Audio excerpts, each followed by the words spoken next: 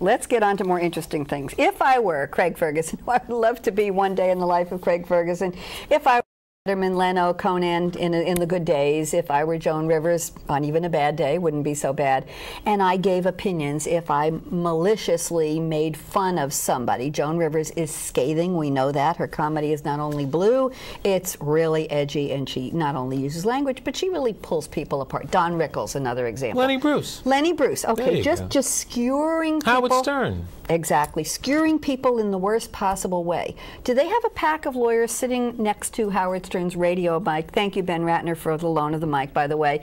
Do they have a pack of lawyers sitting there saying, Howard, no, Leno, no, don't say that. Do they have a pack of lawyers sitting with their writers, with their censors? How do they get away with what they say, which is far worse than what I do? They're not really getting away with anything because they're not doing anything bad in that sense. Okay. Where they step over the line is when they start speaking of the functions of excretory and sexual organs and the products utilizing four-letter words of that type that we consider profane. This is prohibited speech, and the FCC usually comes down on them for that.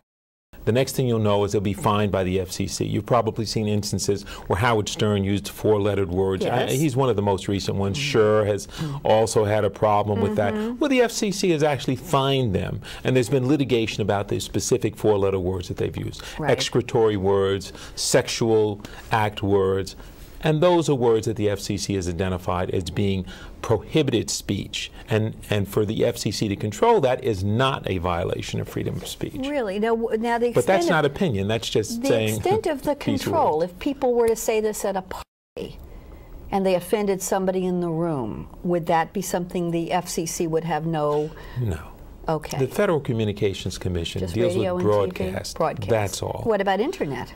Internet, you know, I don't know that one. That's relatively new. I don't know if the FCC controls that, but they would have difficulty anyway because they'd have to find the source of it. That's true. One of the problems with the internet is things can emanate from anywhere in the world, and it's very difficult to find where it's coming from.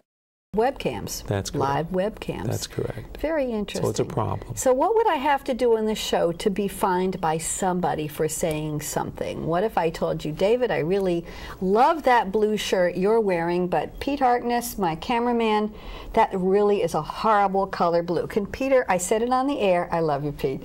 If I said that and Peter was offended, could he sue me for embarrassing him on the air? It's your opinion about the color of his shirt. Love you, Pete. You know, okay. It's not that you're embarrassed or anything like that. That doesn't play. What plays is it's your opinion, and simply your opinion, the way you feel about it, and you have the right to express it.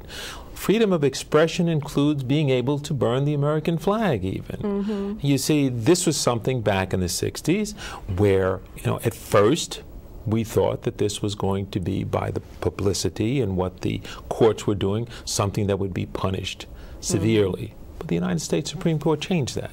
They said this is an ability, this is an example of someone expressing their opinion. So leave them alone. They have a right to do that.